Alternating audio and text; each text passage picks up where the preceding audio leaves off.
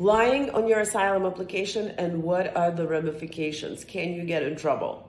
Back into answering Reddit questions, this person wrote, is it ethical to lie on an asylum application to increase the chances of approval, especially if I'm an ex-Muslim and my life was not at risk?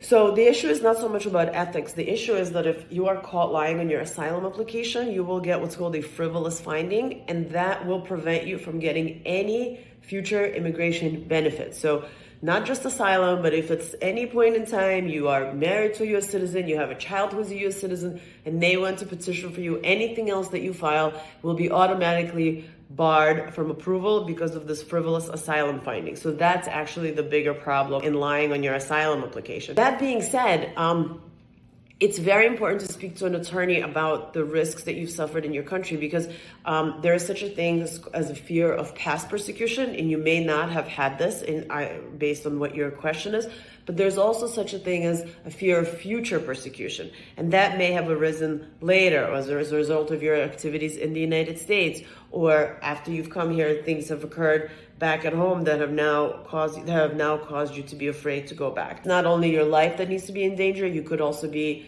in danger of going to prison. You need to be in danger of death, physical harm. This is also a reason for filing for asylum, and to speak to an immigration attorney to flesh out your case. There's no need to lie on your asylum application. There could just be a valid asylum claim that you are not seeing, have not thought of.